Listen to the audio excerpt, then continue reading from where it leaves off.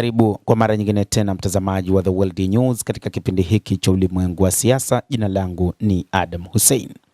Ripoti zinaeleza kwamba Pentagon inaficha nambari halisi ya vifo katika vita dhidi ya Iran.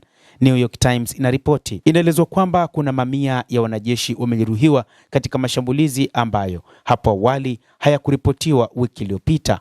Gazeti la New York Times linasema. Hata hivyo kuna idadi kubwa ya wanajeshi waliouawa katika vita.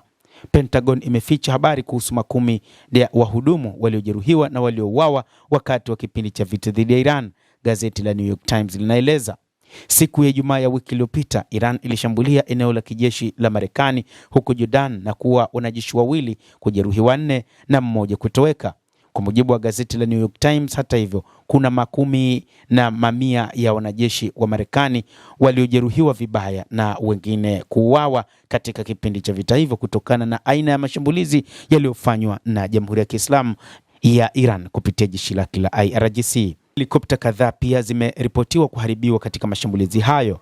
Hata hivyo, kituo hicho ambacho kimeshambuliwa huko Jordan, kutokana na picha za satellite lakini pia na namna ambavyo inaelezwa kupitia New York Times, ni kwamba wanajeshi wengi zaidi wanaweza wakauawa kwa sababu ya hali ilivyokuwepo katika eneo hilo la kambi hiyo ya kijeshi.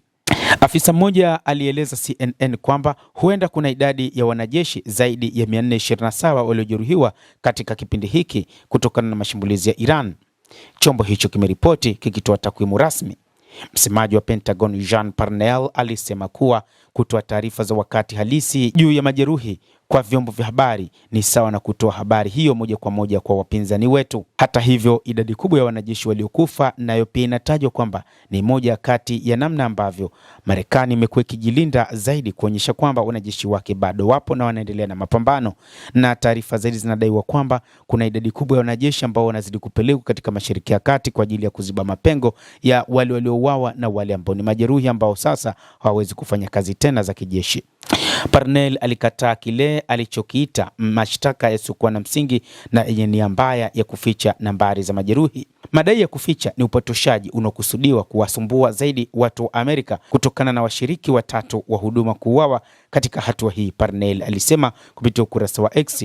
Nyesha nambari bila muktadha kunatoa picha ya kupotosha na isiyokamilika kwa makusudi, lakini pia ni njia ya kumpa nguvu adui, msemaji huyo alisema. Kurejeshwa kwa mabadilishano ya mara kwa mara ya mashambulizi wiki iliyopita kumeweka tena mwangaza wa gharama za vita vilivyoanzishwa na Marekani na Israel mwishoni mwa mwezi Februari. Mhudumu mmoja aliuawa siku ya Jumamosi akijaribu kurusha ndege isiyokuwa na rubani kaskazini mwa Iraq na kufanya idadi rasmi ya waliouawa ambayo Marekani imeitoa kufikia 17. Marekani ilianzisha mashambulizi dhidi ya Iran kwa usiku wa 11 siku ya jana Jumanne na leo Jumatano, huku nchi zote mbili zikiashiria kwamba kuna uwezo wa kuwepo kwa mapatano ya kumaliza vita. Pentagon ilianza tena mashambulio yake kujibu mashambulizi dhidi ya meli za mafuta na meli za mizigo katika mlango wa Hormuz, huku Iran ikishutumu Marekani kwa kukiuka mkataba wa maelewano uliotiwa saini Juni 17, na tangu wakati huo imesema kuwa itasitisha ahadi zake chini ya makubaliano hayo. Hata hivyo, jeshi la IRGC linasema kuna idadi kubwa ya wanajeshi wa Marekani waliouawa katika mashambulizi huko Jordan.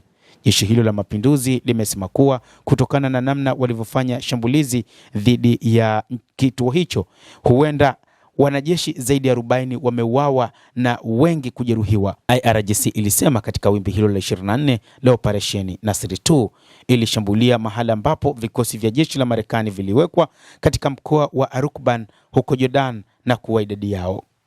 Hata hivyo, Marekani haikutaka kutoa majibu ya uhalisia wa mambo. Kwa mujibu wa jeshi la Marekani, wanajeshi 3 tu ndio ambao waliuawa katika mashambulizi hayo ya makombora ya ballistic ya Iran na ndege zisizokuwa na rubani huko Jordan tarehe 17 Julai.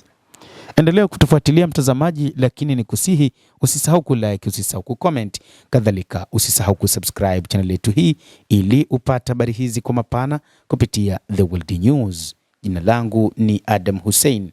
Endelea kuwa nasi wakati wote, endelea kutufuatilia ujue ni nini ambacho kinajiri duniani.